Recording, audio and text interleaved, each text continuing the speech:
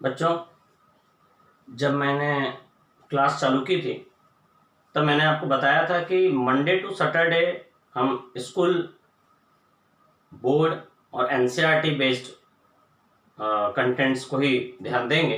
तो Monday to Saturday हम लोगों ने जो पढ़ा है क्लास में, वो स्कूल और बोर्ड एग्ज़ाम के काम के चीज़ें हैं, और स्कूल और बोर्ड एग्ज़ाम के लिए जो काम की चीज़ें होती है वो कॉम्पिटिटिव एग्ज़ाम के लिए भी काम की हैं। पर मैंने आपको कहा था कि संडे को हम कुछ ऐसी चीज़ें पढ़ेंगे जो केवल और केवल कॉम्पिटिटिव एग्ज़ाम के काम की हैं, स्कूल एग्ज़ाम के लिए उनको पढ़ने की ज़रूरत नहीं है। तो उन चीज़ों में से दो चीज़ें मैंने नोट की थी, और वो दो चीज़ें मैं आपको बता रहा हूँ जो उस समय पढ़ाते वक्त मैंने आपको नहीं बताया था, और संडे की क्लास में हम उसको पढ़ेंगे ऐसा मैंने कहा था। तो वही आज हम पढ़ने जा रहे हैं। पहली चीज़ जो है कि आखिर ऐसा क्यों होता है कि अगर किसी एसिड में नंबर ऑफ हाइड्रोजन जो है वो ज़्यादा हैं पर वो पूरे हाइड्रोजन नहीं निकलते, जिसके लिए मैंने कहा था कि कटप्पा ने बाहुबली को क्यों मारा, संडे को आपको बताऊंगा, ऐसा मैंने वीडियो में कहा था। वो एक बात आपको बतानी थी। और दूसरी बात, नॉर्मेलिटी मोलैरिटी के हमने लिमिटेड फार्मूले पढ़े थे। मैंने नॉर्मेलिटी मोलैरिटी के अभी तक जो आपको फार्मूले बताए हैं बाकी वीडियोज़ में, वो केवल स्कूल और बोर्ड लेवल के लिए काम के हैं, पर कॉम्पिटिटिव एग्जाम के लिए उतना फार्मूला सफिशिएंट नहीं है, क्योंकि हमको जो कंटेंट चाहिए वो स्कूल प्लस कंपटीशन चाहिए। तो उस हिसाब से मैं आपको दे रहा हूँ। संडे की क्लासेस केवल उन्हीं के लिए इंपॉर्टेंट है जो कॉम्पिटिटिव एग्जाम का प्रिपरेशन कर रहे हैं, जो बच्चे, उन्हीं के लिए इंपॉर्टेंट है। तो ये जो आज मैं आपको बताऊंगा वो स्कूल एग्जाम के लिए इंपॉर्टेंट नहीं है, और जो स्कूल एग्जाम के लिए मैंने बताया है वो कॉम्पिटिटिव एग्जाम के लिए भी इंपॉर्टेंट होता है। तो जो कॉम्पिटिटिव एग्जाम के लिए तैयारी करेंगे उनको सब पढ़ना है, स्कूल वाला चीज भी पढ़ना है, और आज जो मैं कॉम्पिटिटिव कंटेंट दे रहा हूँ वो भी पढ़ना है। पर जो केवल स्कूल लेवल की पढ़ाई करना चाहते हैं वो संडे की क्लासेस में, जो संडे की वीडियो में, मतलब आज की वीडियो में जो मैं बता रहा हूँ उसको पढ़ने की जरूरत नहीं है। सबसे पहले हम ये पढ़ते हैं कटप्पा ने बाहुबली को क्यों मारा। एक्चुअल में क्या था, मैंने कुछ एग्जांपल्स लिखे थे एसिड्स के, HCl, H2SO4, H3PO4 और H3PO3। हम लोग ये पढ़ रहे थे कि equivalent weight is equal to होता है molar mass by Z. Z का मतलब किसी भी एटम, मॉलिक्यूल, यानी किसी भी सब्सटेंस का यदि आपको इक्विवेलेंट वेट निकालना है तो मोलर मास बाई जेड करना पड़ेगा। जेड का मीनिंग एटम के लिए वैलेंसी होता है, आयन के लिए जेड का मीनिंग चार्ज होता है, एसिड के लिए बेसिसिटी होता है, बेस के लिए एसिडिटी होता है, सॉल्ट के लिए total positive negative charge, oxidizing agent या रिड्यूसिंग एजेंट के लिए चेंज इन ऑक्सीडेशन नंबर। ये मैं आपको बता चुका हूं। अभी जो हमको बात करनी है वो एसिड और बेस के कॉन्सेप्ट में करना है। बेस में ऐसा कहीं एक्सेप्शनल केस नहीं आता है कि बेस में जितने, एक्चुअल में एसिड की होती है बेसिसिटी। एसिड की बेसिसिटी का मतलब एसिड जितना H+ रिमूव करता है उसको हम लोग बोलते हैं एसिड की basicity. Number of replaceable H+ of N acid is called its basicity.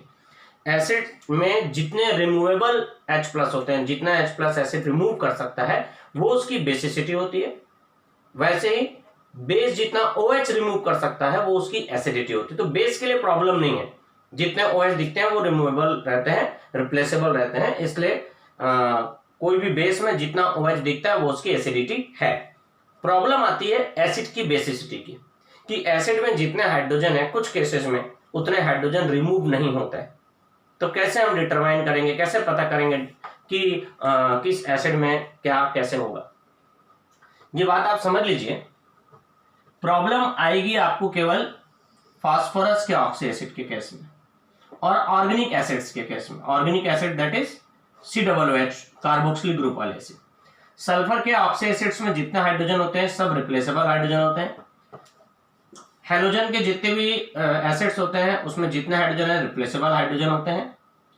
Halogen के ऑक्सी एसिड्स बोले मतलब ऐसे एसिड जिसमें ऑक्सीजन होता है, जैसे ये ऑक्सी एसिड है, ये ऑक्सी एसिड है, पर ये ऑक्सी एसिड नहीं है, ये नॉन ऑक्सी एसिड्स है।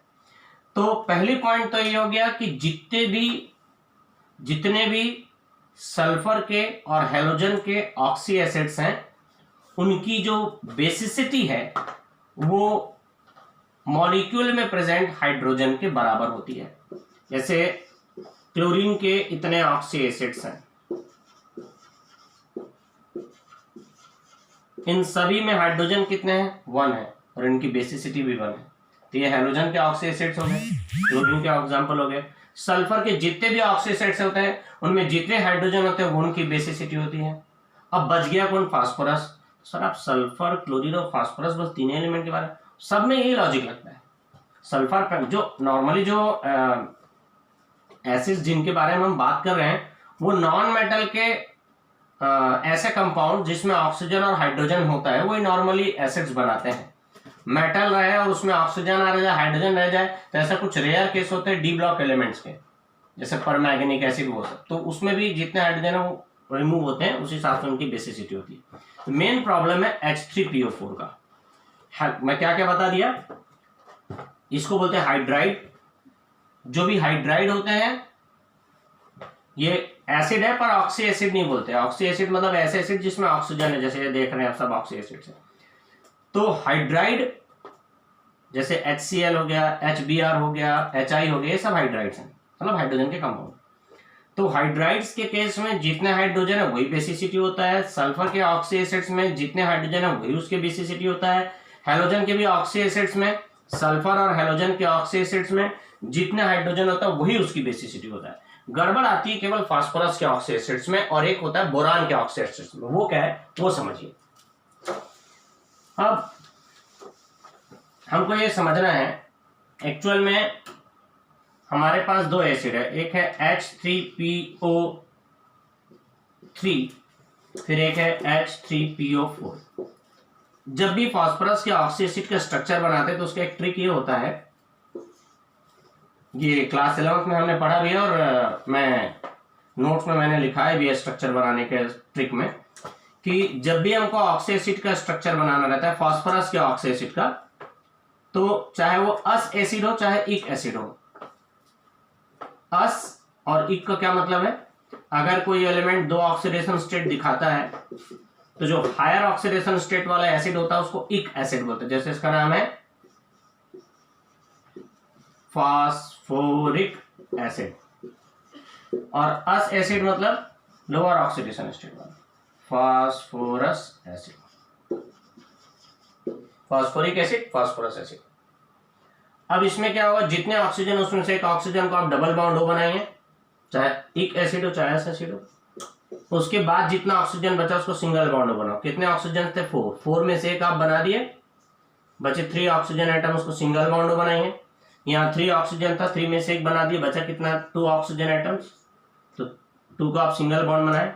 फिर क्या करते हैं, सिंगल बॉन्डेड जो ऑक्सीजन उसमें हाइड्रोजन जोड़ते हैं, तो सिंगल बॉन्डेड ऑक्सीजन में हाइड्रोजन जोड़ दिए। अब उसके बाद इसमें कोई हाइड्रोजन बचा क्या? नहीं बचा, तो ये इसका स्ट्रक्चर हो गया। पर इसमें 3 हाइड्रोजन थे, सिंगल बॉन्डेड ऑक्सीजन में हाइड्रोजन जोड़ने के बाद और हाइड्रोजन बच रहा है क्या? हाँ बच रहा है। कितने थे? 3 थे। कितने जोड़े? 2 जोड़ चुके, एक बचा है तो उसको डायरेक्ट फास्फोरस से जोड़ दीजिए। ये तो ये स्ट्रक्चर हुआ किसका? फास्फोरस का, और ये स्ट्रक्चर हुआ फास्फोरिक का। अब मैंने कहा था कि इसमें 3 हाइड्रोजन एटम्स है, फिर भी इसकी बेसिसिटी 2 है, और इसमें 3 हाइड्रोजन एटम है, इसकी बेसिसिटी 3 है। इसकी 2 और इसकी 3 क्यों वो समझिए। क्या होता है, ऑक्सीजन और हाइड्रोजन की इलेक्ट्रोनेगेटिविटी में बहुत ज्यादा डिफरेंस होता है, इसलिए बॉन्ड इजीली ब्रेक हो जाता है। पर फास्फोरस और हाइड्रोजन की इलेक्ट्रोनेगेटिविटी में बहुत कम डिफरेंस होता है। तो चींटी और चीटा, ये दोनों की दोस्ती ज्यादा दिन तक चलेगी कि हाथी और चींटी की दोस्ती ज्यादा दिन तक चलेगी? चींटी और चीटा की दोस्ती ज्यादा दिन तक चलेगी कि हाथी और चींटी की दोस्ती ज्यादा दिन तक चलेगी? चींटी और चीटा की दोस्ती ज्यादा दिन तक चलेगी, क्योंकि उनके ताकत में कम डिफरेंस है। उनके ताकत में कम डिफरेंस है, तो इनके ताकत में कम डिफरेंस है। ये चींटी है और ये चीटा है, इन दोनों की इलेक्ट्रोनेगेटिविटी में बहुत कम डिफरेंस है। फास्फोरस और हाइड्रोजन की इलेक्ट्रोनेगेटिविटी में कम डिफरेंस होने के कारण ये बॉन्ड स्ट्रांग है, ये ब्रेक नहीं होगा। जबकि इनके ताकत में बहुत ज्यादा डिफरेंस है, इसकी इलेक्ट्रॉन खींचने की ताकत बहुत ज्यादा है और इसकी बहुत कम है, तो ये बॉन्ड इजिली ब्रेक हो जाएगा। तो इसमें ये 2 हाइड्रोजन ही निकल पाएंगे, ये हाइड्रोजन नहीं निकल पाएगा। तो मैं आपको बताया था कि जितना हाइड्रोजन है वो बेसिसिटी नहीं है, जितना निकल सकता है वो बेसिसिटी है। तो इसमें रिप्लेसेबल हाइड्रोजन 3 है 2 है, इसलिए इसकी बेसिसिटी, नंबर ऑफ हाइड्रोजन 3 है और रिप्लेसेबल 2 है, इसलिए इसकी बेसिसिटी 2। यहाँ 3 हाइड्रोजन है और तीनों के तीनों निकल सकते हैं क्योंकि तीनों ऑक्सीजन से जुड़े हुए हैं, तो इसकी बेसिसिटी क्या हो गई, 3 हो गई। इस वीडियो में हमने ये समझा कि O से जुड़ा जो H है वो रिप्लेसेबल H होता है और इसलिए यहाँ O से जुड़े 3H है क्योंकि इसमें इलेक्ट्रोनेगेटिविटी डिफरेंस ज्यादा होने के कारण ये बॉन्ड इजीली ब्रेक हो जाएगा।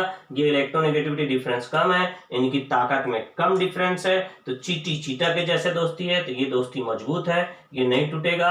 और ये हाथी और चींटी का, क्योंकि इसका ताकत बहुत ज्यादा है, इसका ताकत खींचने का, इलेक्ट्रॉन खींचने की ताकत बहुत कम है, तो ये O और H के बीच का बॉन्ड बहुत कमजोर है, आसानी से ये बॉन्ड ब्रेक होगा। इसलिए O से जुड़े H रिमूव होते हैं, तो यहाँ पर O से जुड़े 2 ही H हैं, इसलिए इसकी बेसिसिटी जो होगी 2 होगी, और इसमें O से जुड़े 3 H है, इसलिए इसकी बेसिसिटी 3 होगी। तो इन दोनों चीज को कंपेयर करने से हमको एक बात ये समझ में आती है कि O से जुड़ा H निकलता है और वही उसकी बेसिसिटी होती है। यह ऑक्सी एसिड्स के लिए एक फंडा हो गया। लेकिन अब मैं आपको ऐसे एग्जाम्पल बताऊंगा, नेक्स्ट वीडियो में ऐसा एग्जांपल बताऊंगा जिसमें O से जुड़े H तो 3 है पर उसकी बेसिसिटी 1 है। क्यों और कैसे, नेक्स्ट वीडियो में समझते हैं।